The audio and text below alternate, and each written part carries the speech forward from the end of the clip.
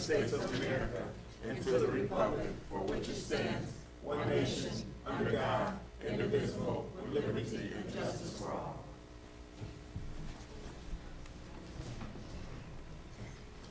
Good evening. If you guys can come on, if you have, you give it to our treasurer, Dr. Rock. Board secretaries. Good evening. Hi, how are you?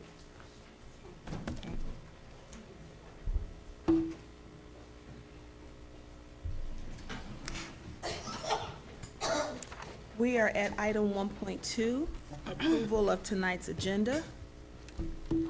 Dr. Rock and Mr. Jolly, are there any additional items that need to be added or deleted from tonight's agenda? No addition. And Dr. Rock, everything that we have in the agenda financially has been certified by you? Yes. All right, thank you. If we can have a motion on the floor for the approval of item 1.2, approval of tonight's agenda. Madam Chair, I make a motion for the approval of tonight's agenda, June 26, 2019 regular board meeting. May I have a second? May I have a second? That's right, there is nobody here. I'll second. Thank you. It's been moved and properly second. Dr. Rock, can you please call? So I have a question.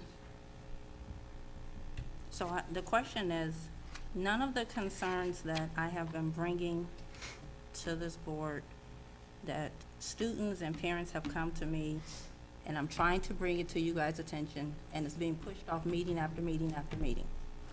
So you guys have a parent participation, public participation. When their public participation is over, I am leaving this meeting. I'm tired of coming to these meetings and parents and students' issues are not addressed. Go ahead. Thank you, Dr. Rock. If I may, I know we're slightly out of order, but I would like to address this. Just so that the people in the audience understand, there are protocols that we have to follow, set aside by Robert's Rule of Order, which is what this board and all boards in the state of Ohio follow. That allows us to have a meaningful and relevant meeting so that we can get the business of the district done, as well as hear the concerns of our constituents, which are the parents, our students, our educators. When we set our agenda, we ask each and every board member, if they have items to put on the agenda, please provide us with information to support, and we all have to do it. If we've got something that we need to go on the agenda, we do ask that we as board members provide Mr. Jolly, Dr. Rock, or whoever is sitting in this seat as board president with information as to why it goes on the agenda so a rationale can be written. And then we're able to discuss it. If there are topics that need to be handled, if something happens and we need to handle it immediately, we have protocols in place where it goes directly to Mr. Jolly or Dr. Rock, and it's taken care of before it even gets here. So we are not ignoring, we're not being disrespectful, we're not trying to be difficult by not adding items to the agenda, but if we can't have a rationale for why it gets on here, we don't place it on here. And so in the past, when we've asked Member Elba for information, you've not given it, and we've asked and you just continue not to do it. So I'm gonna hold up this vote, and if there's something that you would like to make I'm not finished speaking, please, ma'am. Please finish. If there's something that you wanna add to the agenda, please do as we're supposed to do and ask for a motion to be placed on the floor. I will second it so that we can put it on the agenda. So, first of all, it doesn't require a vote for any board member to add. We didn't say that it did. Excuse me. I've told you all numerous times that we've had several staff who to make racist comments to students. Nothing was done. We've had staff who've gone on field trips drunk. Nothing was done. I've got a parent here complaining that her child was on the band and was put off because they had a problem with the adult and not the child. That all of these things, no one here can say that they was not anything aware of it, but it's not on here. But once again, you're not hosting my voice. That's a parent and a student's voice that you don't want to hear. I'm just speaking for them. So regardless, now we want to act like because there's people here, let's make a vote in a second and we'll put it on there. I've done that. I've said that. We've all had conversations. I'm not going to keep repeating the same old will over and over. It's there. So I'm going to address for the final time, and then Mr. Jolly would like to speak. we follow protocols. And I'm not saying this for the benefit of anybody sitting in this audience. I have said it to an empty room. When you wanted to add something to the agenda, you know good and well you can put that motion on the floor and somebody will vote. We also asked you, when you brought, I'll say this, when you brought up the issue about the racist comments, we cannot go off of he said, she said. We have to have substantiated information. And all we asked you to do was to please, if the child needed to come to Mr. Jolly, come to Mr. Jolly and speak so it can be dealt with. We can't deal with what we don't know is what's happening. And as board members, it's not our job to deal with that. No, but as a board member and an elected official, it's your job to listen and to make sure that the issue is addressed. That's our job. And we're not doing that. We're not holding anyone accountable for anything. I have to beg the difference, but that's your opinion. But you know what? There's a motion on the floor. So we can go back and forth. There's a motion on the floor. So we're going to vote up or vote down, but we're going to keep moving because when this public participation is over, I am leaving, and so the meeting will end. Wow. And, you know, it's unfortunate because we have business to do that's required by the state of Ohio. We have to approve appropriations that have to be approved and filed with state by June 30th. And unfortunately, we have two board members. One shared a month ago that they would be out of town. The other has a family emergency which pulled them out of town. And we have to have a three-body vote to pass for that appropriation. So if she leaves, she puts this district in a bad spot financially. But so these parents and these kids in a bad spot. I do want to share that. Are in a bad spot. I also want to, I'm not going to argue with you. So the kids and parents are in a bad spot. When we don't address any concern brought to us, we're putting them in a bad spot. So for us to continue to act like it doesn't exist and push it under the rug, that's not doing our due diligence. We're going to bring the meeting to order. Mr. Jolly is asked to speak. It's very unfortunate that you think that, Ms. Elba. Any parent that needs me, I'm available. I'm at the schools. I see the students all the time. Any accusation I do recall you mentioning it, it's very hard to investigate anything without names or people willing to come forward. So it's very difficult to investigate things like that. We cannot investigate rumors because rumors put the district in liability to accuse people of stuff without having facts.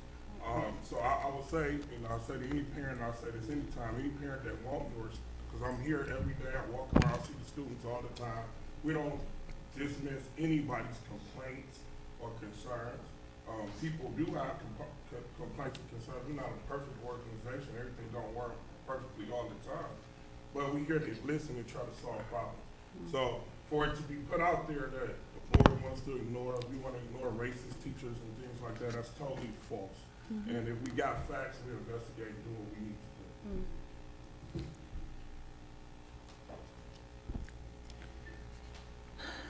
Dr. Rock, can you please call the roll? Mr. Freeman, Here, yes, I'm sorry. Ms. Elba, Mrs. Elba, No. Ms. Mitchell. Yes. The vote passes 2-1.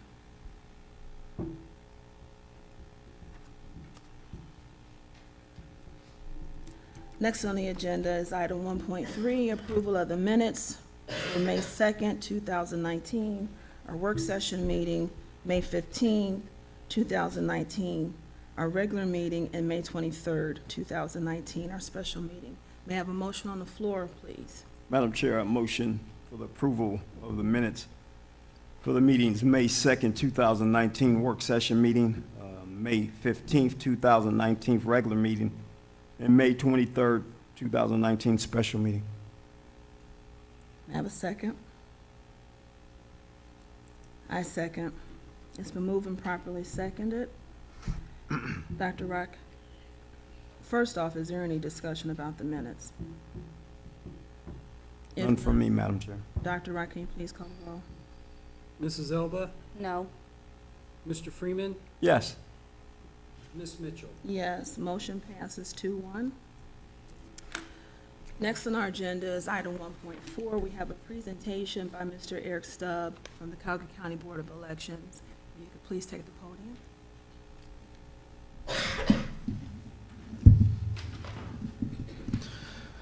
Good evening. My name is Eric Stubbs from the Cuyahoga County Board of Elections. I am here to discuss an item relative to voting locations in Warrensville Heights, Ohio.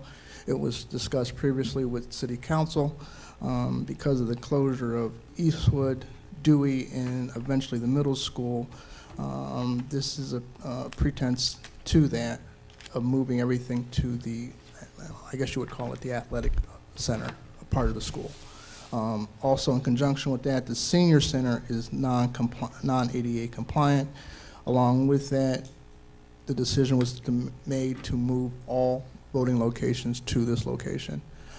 With the condensing of that, that would give us approximately 9,900 registered voters at the athletic center.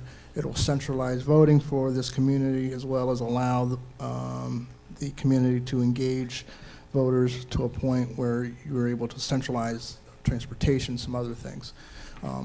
In your packets, I have also indicated what that layout will look like.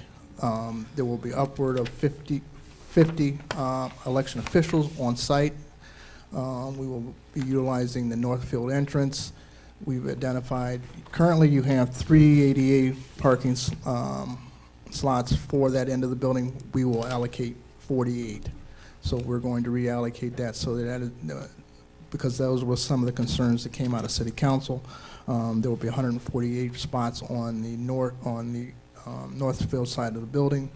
Our folks will, the election officials will park on the south side of the building to allow for voter parking. We will actually work with the city in identifying potential poll workers so that we can also enhance the poll workers that live in this community to give them an opportunity to work. We're pretty much excited about this because this is the second community on this side of town that's been consolidated. Bedford Heights is currently in that seat. There are 17 in the county that are considered super locations. This will make Warrensville Heights the second largest in the county.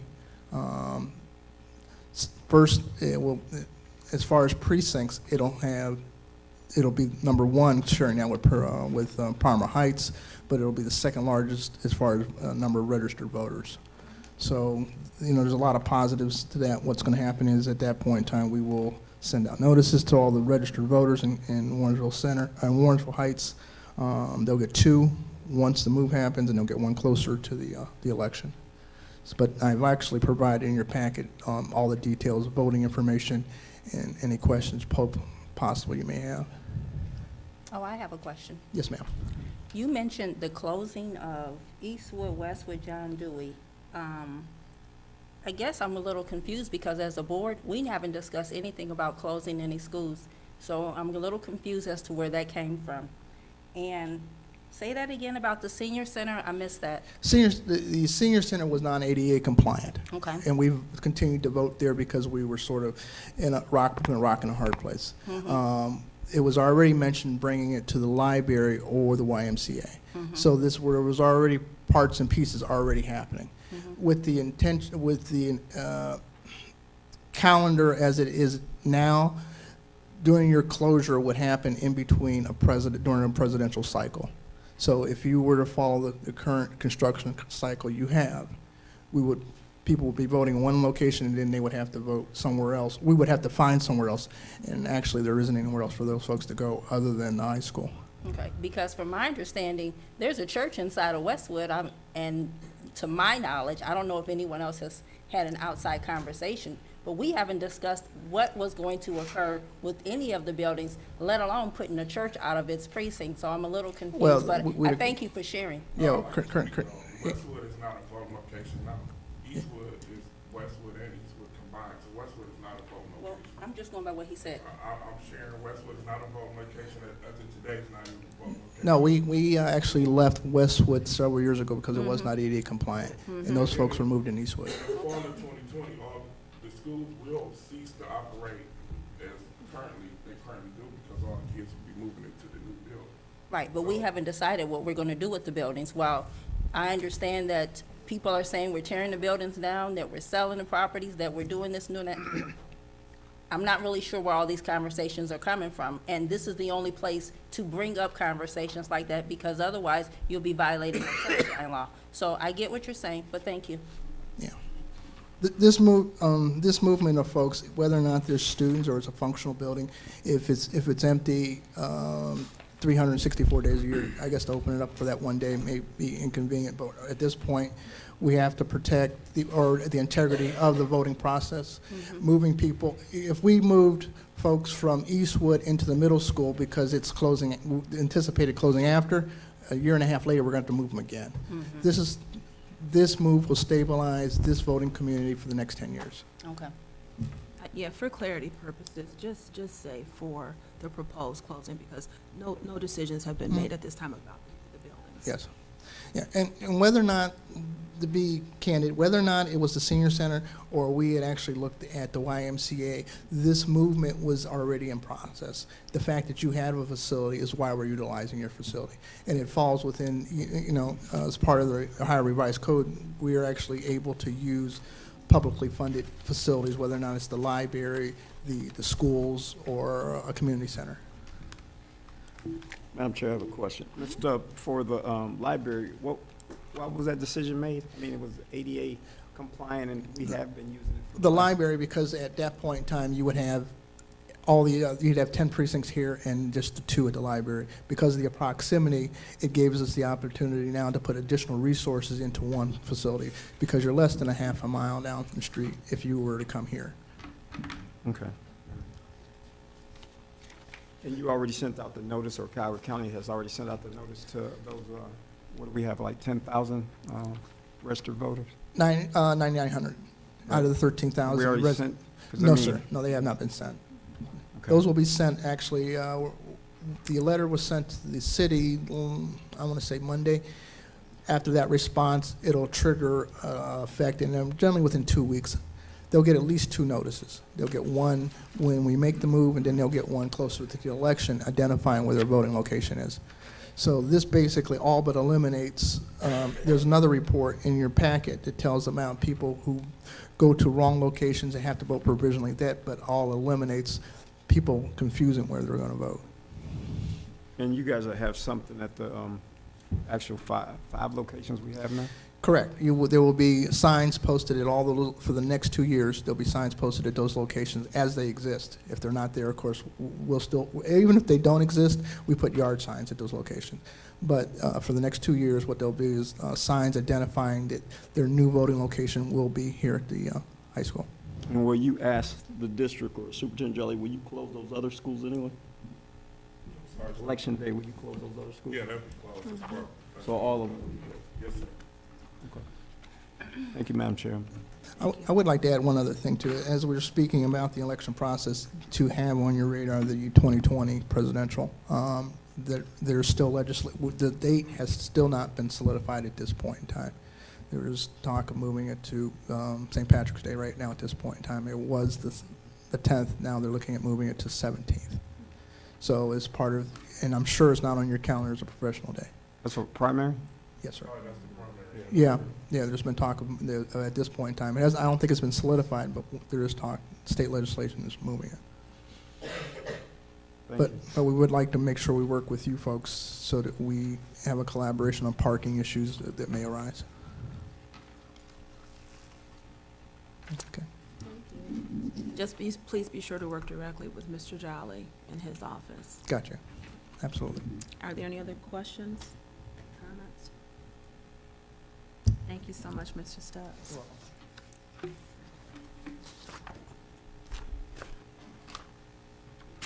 We are now at public participation, which is item 1.5 on the agenda.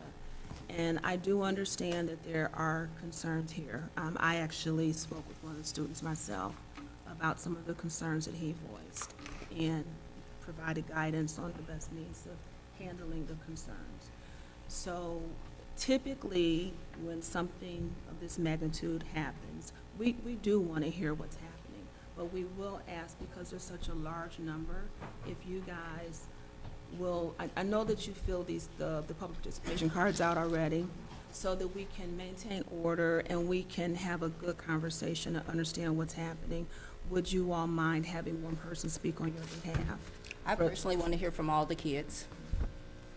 If the kids have something to say, I want to hear from you all. I'm sorry, Michelle, you're out of order, and ma'am, I didn't hear what you said. That's fine then. So if everyone has given Dr. Rock their card as he calls your name, we have a timer on the screen. It's 3 minutes, and after 3 minutes, that will be your time. And please note that during this conversation, we are taking in information, and Mr. Jolly will determine, he'll set time later to speak with you guys. Aaron Brown. So when you come to the podium, state your full name and your address. Hi, home address? I'm sorry? My home address? Yes, sir. My name is Aaron. My name is Aaron Brown, and my home address is 19121 Ridgewood Avenue. Some of my main concerns are that I know there are, like she spoke of, that there are kids outside that have been kicked out or pulled out of band due to non-compliant or being disrespectful because of the new change in band directors. We have recently been getting back on track the past couple months, and it was hard adjusting to a new band director, but we have. And the new rules that he set forth, some of those students didn't comply to. And I was one of those students at one point in time, and I served my consequence, and I'm back because I followed the rules. And the past year, with everything that's happened with the past band director and everything, it's been hard to enjoy the year when students have been pulled out or students have been leaving the band, and we don't get to enjoy our season how we should. And most of this year, we haven't got to enjoy the season, and most of our trips have consisted of competitions that we went to, and most of the kids that have been kicked out don't comply with the rules with coming to practice, and they think they should show up to the trips and they should just participate, which is not something that Mr. Howard or any of the staff condones. Another reason was I don't want our senior year to be messed up because we have a large group of seniors that are going to be leaving after next year, and I don't want our senior year to be jeopardized because of a couple students outside that haven't followed the rules, and they want to try and tear us down. So that was some of my main concerns. Thank you, Aaron. No problem.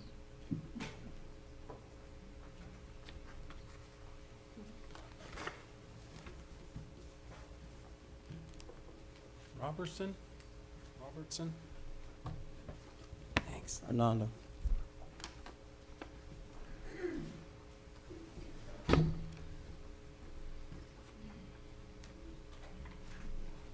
Good evening. Good evening. My name is Kawana Roberson. My address is 4317 Northfield. I have been a resident since I was 4 years old. I am a graduate of Warrensville Heights High School, a proud graduate, and my son also attends. He is in the band. He is playing the trumpet. When my son started, all of the controversy that happened with the past band director, I didn't know what to think or where to go or what was going on. And there were issues that arose, and I had to step back and evaluate myself and take my feelings out of it and say, what is this new band director going to do? He has exceeded my expectations of what a band director is supposed to do. He is a leader. He is strong. He motivates these children. He has improved my son's life and made him want to do more and achieve more in being a band. My son is very shy, very quiet, and he has broken out of his shell immensely. My son's name is Kawana Roberson, if I didn't say that. Oh, yeah. So I'm not sure who you all have in place as someone else is coming in that's trying to replace him. I strongly urge that you all do your research and check behind who you are trying to replace him with to make sure that he has the credentials to lead. Because from what I have heard, fact check please, that he can lead a band. If he is not qualified, this man, Mr. Howard, should not be replaced. Thank you.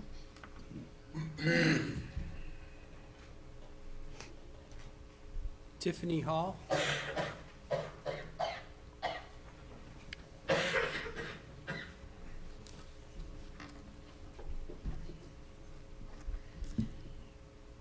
Sure. My name is Tiffany Hall. My address is 4488 Glenview Road. My first point is, again, with the band director. There are way too many rumors, way too many times that it's come to my attention that there have been different people trying to come in or trying to replace him or being told basically without even speaking with him, without speaking with us. I'm just gonna, I'm gonna just be me right now. I've had it. The band and Mr. Howard have been blatantly disrespected by members of the staff, and it's not right. He does everything he can for these kids. He's had to come in and clean up an entire mess that a whole lot of people don't know what's going on. And the last thing you need, and this is actually gonna fall into my second part, the last thing we need, how can you possibly teach these kids to respect each other when as adults, we are backstabbing each other, we are trying to, well, not we, because I don't do it, trying to replace people because you like somebody better or you don't like somebody else, or because somebody doesn't want to do what you want them to do and how you want them to do it, even if it's the best thing for these kids. Because I've got 3 kids. My last child that graduated from here graduated number 3 in the class. The child before that graduated number 2 in the class. So I kind of know what I'm doing as a parent, which speaks to Ms. Chiselton. She was handled all wrong. The kids, understand, they did a prank, a senior prank, you didn't like it. There were rules that were given to the kids, and of course you're gonna have the kids that don't respect what's supposed to happen and overstep those bounds. But at the same time, if you expect Ms. Chiselton to be responsible for those kids 24 hours a day, her salary should be commensurate to that. And also, the kids and Ms. Chiselton, don't wait and continue to punish and punish and punish and punish. You do it all at one time, not when she's done what you want her to do so that you don't have to do it. And don't continue to take things away from the kids. And my last point is Superintendent Jolly, with you saying that you respond to things. I have left numerous messages on your voicemail, on your assistant, Dr. Carver's voicemail. I've left them on for the principal. My child was assaulted after a fight because nothing was handled the right way. No one came to me. Another mother called me. And when I had other concerns about my child, no one reached out to me. So I don't believe the whole, yes, we respond to everything, because no one has called me. I'm up here all the time. Everybody knows me. You have my number, you have my address. I'm curious when this was all. Oh, this was back in October. I believe Dr. Cadwell talked to you a few times. Yes, she did. Yes, back then. Yes, she did. It happened. I remember she talked to you Right. My about the last situation. response, or my last concern, was on May 9th because I just checked my phone history. Nobody responded to me. And I believe that was when there were still kids that were involved in that were still trying to goad my child into a fight. No one responded to me. I know we had some mediations with that. We had a lot of things. I was personally involved in that. But I'll talk to you offline. Absolutely. Definitely.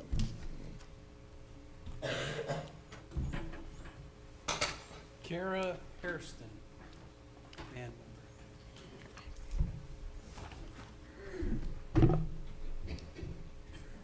My name is Kara Hairston. I live at 20113 Butternut Lane. The first thing I want to say is, Mr. Howard, he taught me how to play. When I first came to band, I was on trumpet. Then I quit, and I came back. He the one that brought me back. If that wouldn't have been for him, I wouldn't know where I want to go to college. I wouldn't know what I want to do with my life. Because all I knew, I wanted to be an astronaut.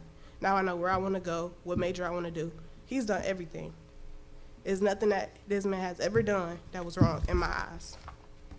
Now, I know everybody not perfect and stuff, but everybody make mistakes. But at the end of the day, he's another father figure to me.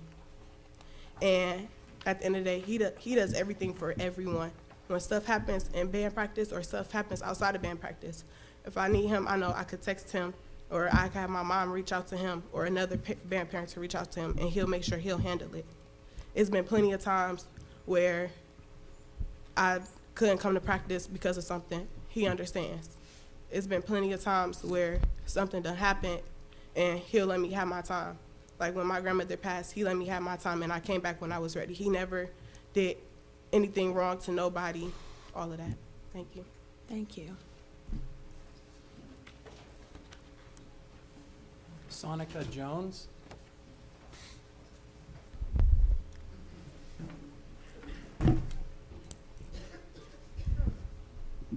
Good evening. Good evening. I'm Sonia Jones, 4323 Northfield Road. My son is Seneca Smith. He attends here. My son, Seven Jones, also plays in the band. I'm coming with concerns about the replacement that we heard trickling down the line about Mr. Howard. I feel like Mr. Howard was a stand-up person for you all when the other band director had did what he did. Mr. Howard stood up for those kids.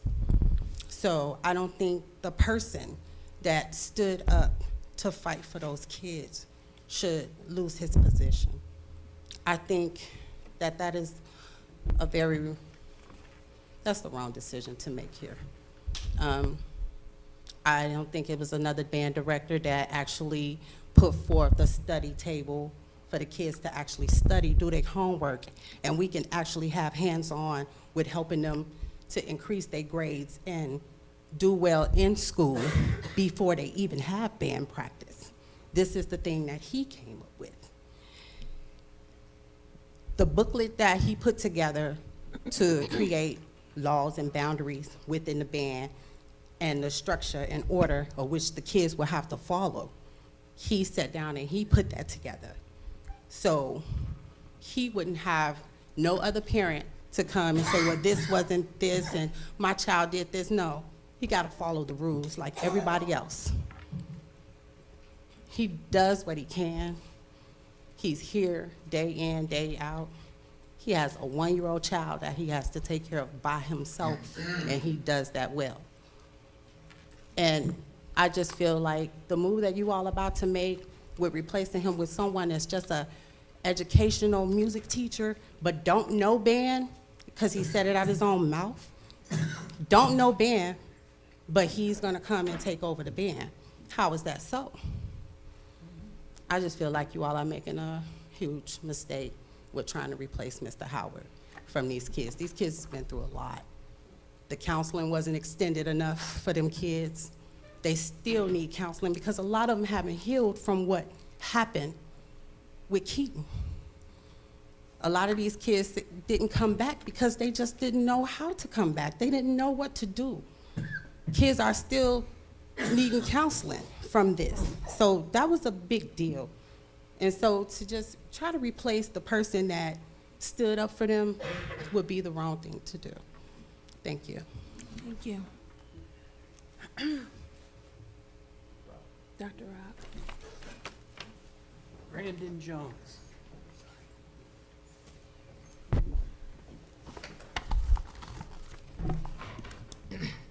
My name is Brenda Jones. I live at 4542 Warrensville Center Road. And I just wanted to say that, like, Mr. Howard, he really does everything he can for us, because I've been going to Warrensville all my life. Many of you know me because basketball, I'm in the band. And I was here multiple years with our past band director, and yeah, we were doing good, but when all that occurred, it like broke us down. It really brought us back down to zero. But to see Mr. Howard come in and like take over the band the way he did, like we have plenty of personal talks when he told me about all the stuff he was trying to do for us, all the stuff he wanted to make us better, make band enjoyable again. And me being a leader, seeing all the people leave the band and stuff like that, and trying to keep everybody together seeing everybody not coming to practice because, oh, we got a new band director. We not about to listen to him because they were stuck on the old band director's rules. But to see him actually care about us, it showed me that it like motivated me to work harder, to motivate my peers to work harder. And now we're starting to get back on the right track, back to where we need to be. This season, we were gonna really get back to where we were. And with him having experience, going to college, being in the band, and being able to show us and teach us different stuff, it makes life way easier. But for us to start over again, that would really, especially with it being my last year, that would really bring us down. Because Howard, he really does care about us. There's been plenty of times where he stayed after practice an hour or so late, waiting for people's parents to come get him. He gets his son late. Like, he really cares about us, and he really does everything he can for us. And we really care about him and look at him as a father figure now. Yeah. Thank you.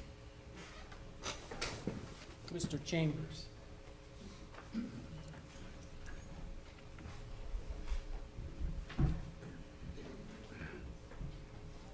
Madam President, I don't know whether I want to make this presentation tonight because you say there are a lot to go through, a lot of things to go through.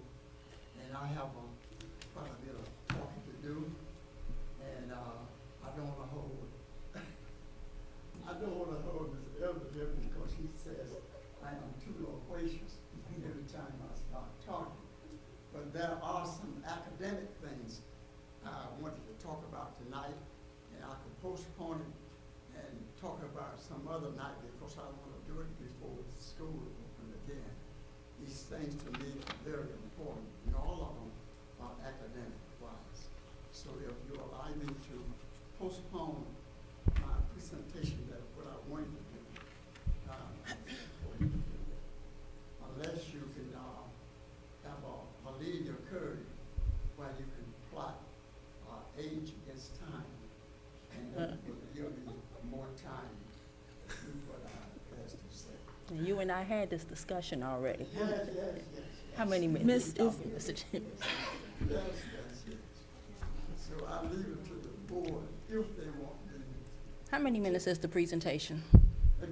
How many minutes is your presentation? Maybe 5 because I will take Mr. Merritt thing because we are talking on the same, we're on the same wavelength. Y'all on the same wavelength? Well, Mr. Chambers, come on down, and we will set the timer for 5 minutes. You done wasted 2 already. We will set the timer for 5 minutes, Jonathan, if you'll make that adjustment. And then would strongly urge you, if it's truly academics, to schedule time with Mr. Jolly and Dr. Caver so that you can have a more comprehensive conversation with them on the topics that you noted on the card. But before you get started, I want to thank all of you all for coming. Trust me, I understand. I had a really long talk with Aaron the other night, twice. So I understood where you all were coming from, and I appreciate your support of Mr. Howard. Nothing has come to the board for any replacement, and we are only involved with what's put down for recommendation. But I'm confident that the comments that were heard tonight, very heartfelt comments, passionate comments, and I understand. My child came through this district, I came through this district, I was a band kid, so I get it. And transition is difficult, and when someone steps up and takes care of the kids the way Mr. Howard did, I understand the passion that you all feel in taking care, that sense of taking care of your kids. So I do want to thank you all for taking time out of your busy days to come and to share your concerns with us. And I would like for you to stay, please. And the kids spoke really well, so I'm proud of you guys. Okay. About 2 months ago, our superintendent had a seminar on vision for the 21st century. And he tried to get everyone to participate in the community by drawing from the retiree, drawing from principals, the business people, to come in for a round table discussion. He also had the student to come in, and I found out we had some very intelligent students because they gave good presentation. And and the people was there was very enjoyable of the plan that was laid out by our superintendent. He was there before anybody else showed up in the morning, and he stayed there long numbers of hours. And only complaint I have with the superintendent, he tries to do too much. And we need other people maybe to take up the slacks. And he had an educator there to lead the discussion, Dr. Frank Locker, a national educator that provide this sort of seminar. And we had, it was so-called a round table. But to me, and I discussed this with Dr. Locker, it really was a quality circle. And he wasn't quite up on quality circle because that started in 28 years back, 1985, started by America. And the quality circle is having a group of people getting around, they're coming up with different ideas. Started in America, but America thought it was too powerful for the Union.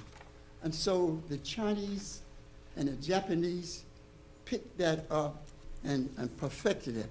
And they used it in their engineering, manufacturing, engineering. They are using it also in their academic process. But I don't want to go any further on that. But that was one of the things that Dr. Locker looked up, and he found that I was correct on it. Because at one point, what our superintendent was asking, he was asking, can you participate in this event?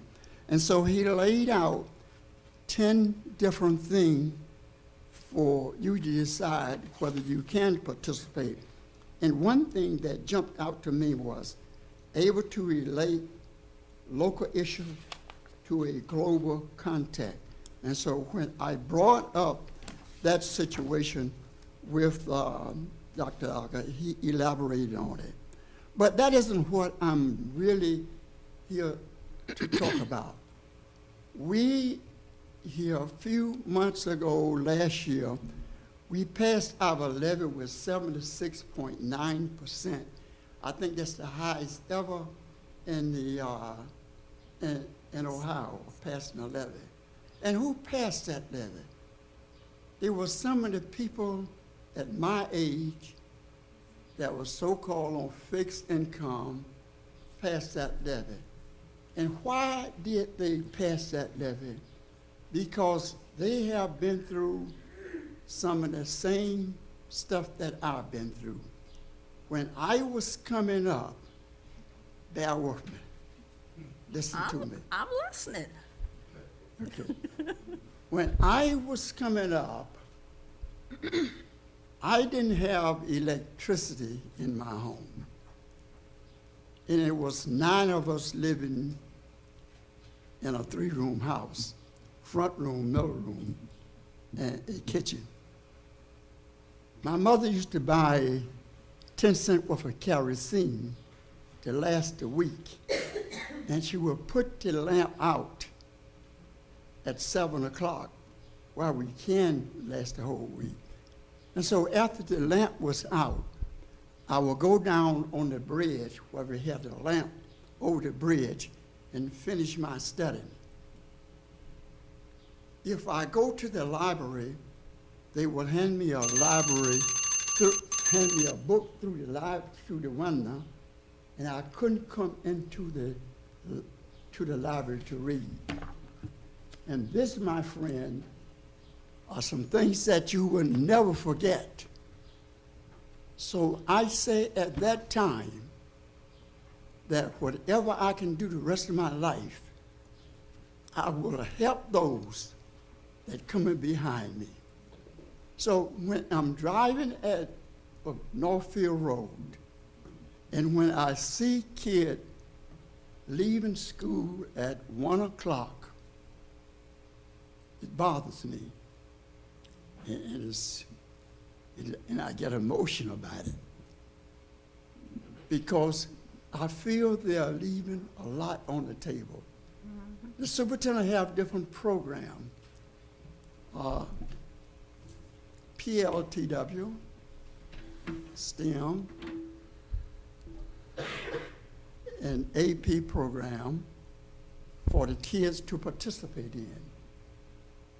My feeling is that you can't not participate in the STEM program because the STEM program is science. And when you take science, there's a lab that go along with science. And you cannot leave school at 1 o'clock and go take the lab because theory is taught in the morning and lab is taught in the afternoon for several reasons. And you need the lab to be able to, for hand-on. You can't do it online. You can't do precipitation online. You can't do titration online. And you can't do colorimetric online. You got to have hand-on to do that. And when I see the kid leaving school, I said, they cannot be participating in that, and they're leaving a lot behind. Mr. Chambers, excuse me. I'm sorry. This is a topic that you really, this is a meeting with Mr. Jolly and Dr. Caver, because our curriculum is set so that the children that are taking the courses are getting their labs the way they need to. And if they're participating in other programs off campus, they're still getting their educational requirements in. So we will ask that you will continue this conversation with Mr. Jolly and Dr. Caver at another time. Because it is hard for me to see. Yes, that I fully understand. That the kid is taking Yeah, I understand. Yeah, what we can do is we'll meet with you the week after the holiday, and we can go through the schedule so you can just see how things are done. Okay, thank you. Thank you. Thank you, sir. Thank you, Mr. Chambers. Did you hear me? Mr. Chambers, thank you. All right, at this time, we would like to move to item 1.6, our superintendent update.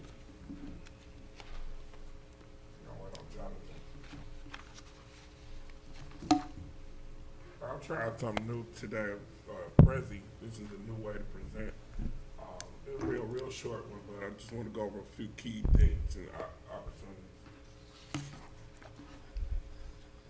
So, it's not in order. So, my first time. Okay, so it's out of order, but we'll go from there.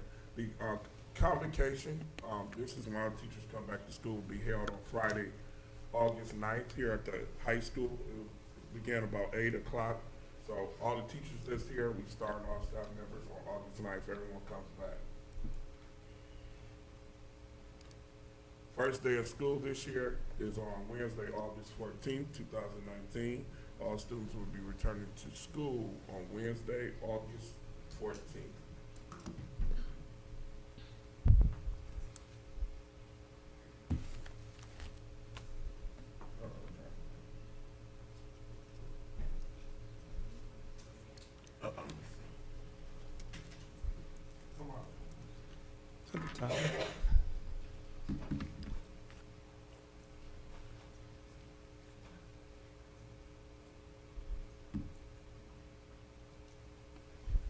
Our construction updates. All right, as everyone knows, we're doing the new pre-K to 5 in Randallwood. Just give you an update where we are. They're laying the foundation. So if you go by there today, you'll see that they're putting down the foundation. What they're doing now is putting concrete down. Those metal beams are what's going to hold the concrete underground so that it'll be a solid foundation. You see that those are some more examples of it. That big, it's called an aggregator. That big, it's a big, it digs big holes in the ground. So that is the foundation that they put concrete in there. So that's what's the foundation of the building that's going to be a think it's about 6 to 8 feet underground, so that's what they're building off of. So they have, I think, about 80 holes that they've dug around the building that they're filling with concrete at this time. And then that's one of the trenches where they'll put the metal in and then fill it with concrete. And then some of all the holes and different things that you see. So it's coming up. You'll start to see outside of construction meet today on July 10th. You'll start to see them start to build on the outside. So July 10th is the target day where you'll see the masons, the bricklayers start the process. The gym update, for those that know, the gym was, we had the water leak and the gym was destroyed. So we had a lot of obstacles with the gym. We had asbestos found in the gym, so we had the gym cleaned out. So now the gym, the floor is at the point now where the floor is in. So the floor is in. Now we're just waiting on them to finish the floor. So what they have to do now is treat the floor. They have to sand it first. They have to put shellac and paint the floor. So we anticipate another 3 weeks, and then the floor will be ready for usage again. Also, with that water leak, we had the home economics room. We found that we need to replace the ceilings in both home economics rooms and the floor in one room. So we replaced the floors and ceilings in both those rooms. Both those rooms are complete.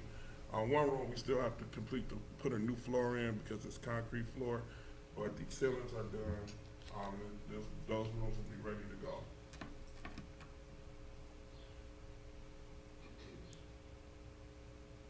And then Saturday, August 3rd is the return to school registration fair.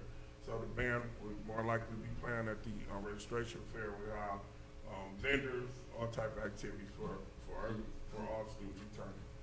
So August 3rd is the date, from 11 to 2. All right, so that concludes my report, very short report. I will state that our test scores, we do have preliminary data in from the state. We will be able to give a more comprehensive report at the end of July. We're very confident that we're continuing to improve. We don't have really any red flags. We are growing, so we'll have a more comprehensive report at the June meeting, at the July meeting. And also the culinary program, which we will have ready to go in August. I believe we have 3 students enrolled. It's a total of 20 seats.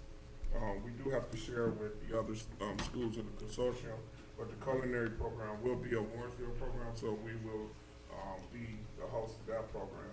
And then also tomorrow, the firefighter program will be on Spectrum Television. They're all at Tri-C Western Campus, so they're doing Summer Fire Academy. So they'll be on TV tomorrow. I'll forward the information and we'll send it out through the social media networks. Any questions or concerns? Superintendent Jelly, when is the whole brain Oh, yes. So, yes, the district is hosting the National Conference for Whole Brain Teaching. That'll be July 18th and 19th here at the high school. This is our first opportunity to host a national conference here in Warrensville, and we are hosting it here at the high school. So it's a great opportunity. Kudos to Dr. Cave and her team for securing the conference. So there'll be over, as of today, 350 people were registered for the event. And is it national or local? It's national. It's a national conference. So it'll bring a lot of people to the community, and a lot of resources will be here for those 2 days. And also the fireworks. So the fireworks is here at the high school. That's Sunday. I think it started at 6:30. They don't start at 6:30, but people start coming into the high school at 6:30. At the high school, it'll be here. Also in the fall, we will, and I do want to, our students, I think some of y'all participate in some of the stuff we've been doing with the planning for the new high school. We will have, I'm pretty sure, we have students participate. We'll be looking for more students to participate in the planning of the new high school. So I think we have about 5 before, Mr. Chambers, it was about 5 that participated before. So we're trying to cycle out different students so we can get different ideas. We had seniors participate last year, some seniors and juniors. So we'll be coming to some of the juniors and seniors this year also to be participants also. But It's a great time for our young people to be part of a legacy of leaving something bigger and better here in Warrensville. And we want our students to be an integral part of the planning of the new facilities. If there's no other questions or comments, we'll move on to item 1.7, our treasurer's update. Dr. Rock?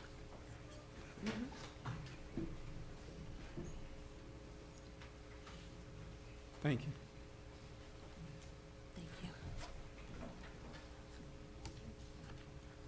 Thank you.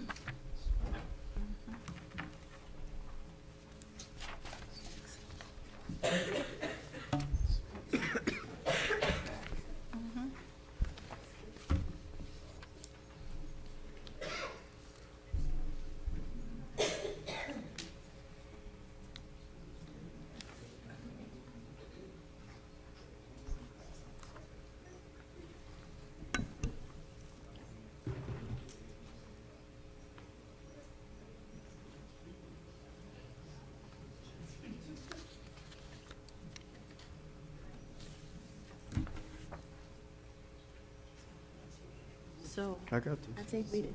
Yeah. This is This 19. is 19.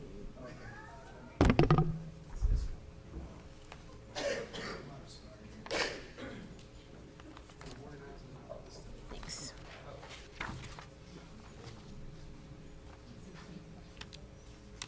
Okay. So this is the end of the school year for the financial records for the school. The year-end close process includes a process where we take the budgeted financial information and we adjust it to actual.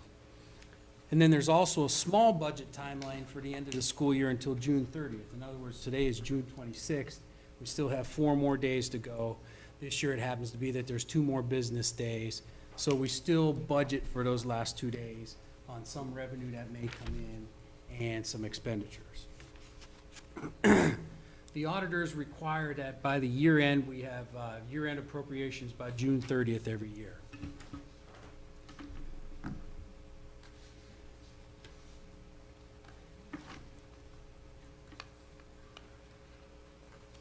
So the year-end appropriations and certificate of resources, appropriation must be at least or less than the resources for each fund, available for each fund balance. And all revenue accounts are adjusted to collections as of today, because it's good to collect more than what you've budgeted. You know, if you collect more, that's good, that's great. However, on the other side, all expenditures are adjusted to actual with anticipated expenditures by year end. Spending less than budgeted, that's good. We want to spend less than what's budgeted. We don't want to do vice versa. The school district has 39 funds, 1,456 revenue accounts, 11,552 expenditure accounts, coming to a little bit over 13,000 accounts. And I touch each one of those accounts by hand in this process. So it's a pretty in-depth process. Each fund and account is adjusted to actual or anticipated year-end budget, and what the result is that we get an accurate snapshot of the year-end of all the revenue and expenditures of the district. The year-end appropriations for fiscal year 2019, they are within current resources, so it'll pass with the auditor. The appropriations are within the 5-year forecast projections in regards to the general fund. Capital projects funds are accumulating balances for future construction, so you could see some fund increase there. And the general fund has a healthy carryover. Year-end transfers. At the end of the year, we have to look at funds that may be in the negative that need transfers from the general fund. We had one transfer we had to do this year, and that was for the managed activity fund. That's like the athletics fund. And that's usually one of the funds that usually needs transfer. Other ones that usually need transfers at other school districts would be food services and recreation, but we didn't need that. We only needed one transfer just to go to the athletic fund. And then there was another transfer that we had to do because of our construction. The OFCC requires us to set aside, and the board did this by board resolution, to set aside a $500,000. For us, that is half of 358,358 is what 1 mills brings in. So we had to put a $500,000 transferred into a special fund, which is called 034, We had to pay half of the year for 2018, and for the whole year of 2019. The total transfer is $257,810, and that's to be used into the future for maintenance of the building. So they want you to accumulate a maintenance fund. Also, at the end of the year, we do advances. This is where the general fund loans money to other funds where they are in the negative, but those other funds are just waiting for the money to come in, but it's gonna come in July or August or in the new school year. $869,000 was advanced to various state funds and federal grants in our year-end close this year. Title I, IDEA, early childhood, Title II, those are some of the funds that are involved there.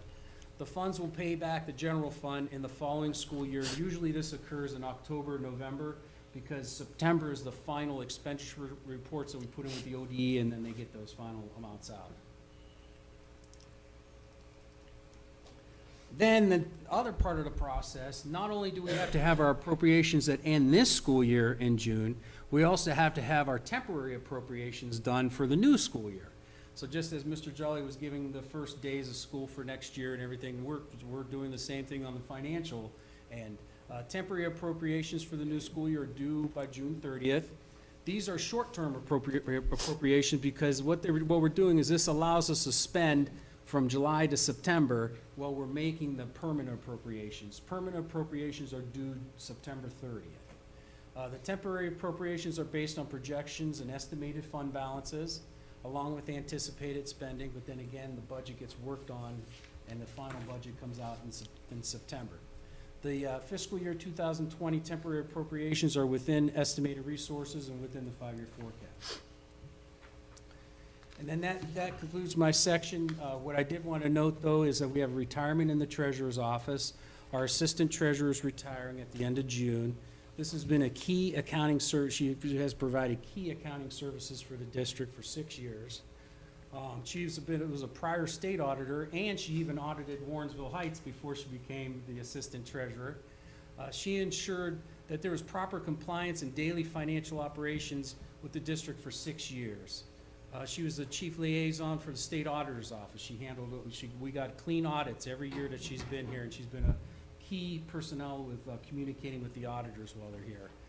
Effective month-end and year-end closes for the district. She's provided great customer service for all the stakeholders and staff of the district, and I just want to congratulate her for a job well done. And that concludes my section. Thank you. So, Dr. Rock, I have a couple questions. So let me first ask, I'm looking at these funds. So I'm just gonna throw out this. Tell me what document you're on, because there was a lot. So I am actually looking at the amended official certificate of estimate resources, page 3. And it shows, Okay, so that'll be in the packet that says fiscal 2019 on the top. Go ahead. so the totals here is the money, is what, are you saying is what is actually in the account now? Those are our certificate of resources. What's the question? So the question is, for an example, so you have someone with a total of $6,000. Does that mean that they have $6,000 in their account to be used, or was something that was had last year? Tell me what account you're looking at and what column. Okay, so I'm looking at 300-900B. Okay, so that's a 300 fund. Okay. What this shows is this is the unencumbered balance at the beginning of the year, any revenue that's come in, and yes, that is the ending fund balance. Okay, so they started the year with $905.31, and now they have $6,126.56. Okay, what's the Is that title? correct? Give me the title of the account that you're looking at so we can find it. I'm looking at the high school band. And the reason that I'm asking about this is because when they were at the STEAM fair presenting, I noticed some of the students whose sweatpants were torn and ripped and whatnot. And so my question is, if we have $6,000 for the band to be used, why are they wearing that type of material? Or are they in the I don't know process? why- Well, I know you don't know, but are they in the, you guys cannot talk. You can't talk. So My question is there a plan to buy uniforms or, So normally, if the directors ask, we buy it. I mean, Okay. I've never said no to anything. okay. Well, I'm just asking, I just noticed that it was $6,000. My second question for you is that all these organizations all year long fundraised. Where is that on here, and are you still keeping an accurate account of the fundraising, and where is that money going towards? It's in their individual accounts. It could be in the 300s if it's a district run, and if it's student run, it would be in the 200s. Okay, are we still keeping account for it so we know? Because I understand there's a fundraiser going on right now, just not really sure. Well, if it's through the district and there's a supervisor or a principal or a coach that's in charge of it, they have to bring that to us. If they don't, they're not in compliance with the financial rules Oh, of the state of Ohio. oh, okay. Do you know what the fundraiser is, and can you share it? Oh, I did share it with you guys. The cheerleading that's going on over at John Dewey, Mr. Jolly replied back and said that was going through the rec center that was doing that. I was curious because we as a board didn't vote on a staff member to host a cheerleading camp, but you have a fundraiser going on. So we're talking compliance, I'm just a little confused, and that's why I'm asking the question. And also the cheerleading, I don't believe it's a charge for it. Yeah, it was a charge for it. I haven't seen a charge for it. I believe everybody volunteering. I know the football, everybody volunteering. Okay. They're taking donations to pay for the equipment and the kids playing. No, this is a camp. This is a cheerleading camp. I'll forward you the flyer again. Yeah, Okay, I got this flyer. I'm gonna take a look at it, but Okay. I don't believe it was a charge. But Okay. If you say it was one, I will investigate and see if the paperwork is properly submitted. appreciate it. All right, thank you, that's all I have. Okay. That completes my section. If Thank there's any you, other Dr. further Rock. questions. Thank you for your questions, Ms. Elba. If we can have a motion on the floor. We have item 2, consent agenda, treasurer's report and financial recommendations. We need a motion on the floor for items 2.1, 2.2, 2.3, 2.4, 2.5, 2.6, 2.7, 2.8, and 2.9. Can we separate those and do up to 2.6? 2.1 to 2.6. I'm sorry, 2.1 to 2.1 through 2.6. 2.6, and then you want the last 3 individually? Mm-hmm, yes, please. If I will rescind that ask, and if we can have a motion on the floor for item 2, consent for treasurer's report and financial recommendations, items 2.1 through 2.6. Madam Chair, I motion item number 2 on the agenda, consent treasurer's report and financial recommendation. I'm looking for items 2.1 through 2.6. It's been moved. May I have a second? I will second. Board, is there any questions, comments about the items that have been presented? Madam Chair, I have just one question for Dr. Rock. Dr. Rock, on the cash consolidation, Reconciliation? yeah, reconciliation. Is that showing, where is our actual, and I just had a question as far as the levy money. Where is that sitting at? Oh, yeah, that's mixed into the different funds. So And we is that have part of teams- this? Yes. Okay, all right. And then as far as our COPS deal, we still had a little bit left over. I know we paid out a little bit through the Oaks program to OFCC. Yes, we still have substantial amounts left Okay. from our COPS funding. Mm-hmm. And that's the one where you can see the big bump, and that's in 2 funds there's a fund 004 and I looked at it. 010, they say construction. So you'll see substantial amounts there. Okay. All And right. then on the tax funds, the general fund, bond fund, and PI fund are the ones that primarily collect tax dollars. Okay, that's what I just wanted. Okay, thank you. No further question? If there's no further questions, may we have a vote, please? Mr. Freeman, Yes. Mrs. Elba, Yes. Ms. Mitchell. Yes. Motion carries 3-1. Now, if we can have, At this time, I am leaving.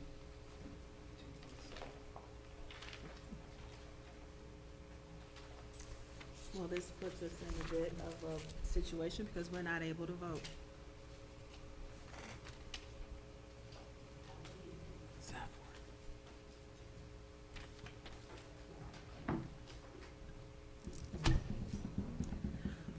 I do apologize, community. We are not able to vote with only 2 board members, so we are going to have to adjourn tonight's meeting. And we are not going to be able to do the business that the district needs to have taken care of. I have to text her and ask her. So, Let me Vice, just check one thing. okay, I did Sorry. check. We have to have 2/3 vote. Oh, we checked? We have to, I did check, yeah. Okay.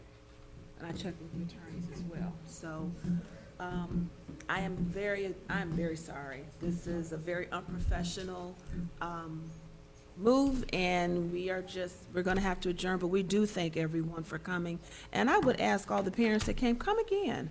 We meet on the 1st and 3rd Wednesdays of the month at 6:30. Our second meeting of the month, which is this one, the regular meeting, is when we conduct the business of the district. And this is when you guys get to see us do our work, so we do hope you'll come again. If you can call for the adjournment? Madam Chair, I call for the adjournment of the regular board meeting, June 26, 2019. And I second it. Mr. Freeman? Yes. Ms. Mitchell? Yes.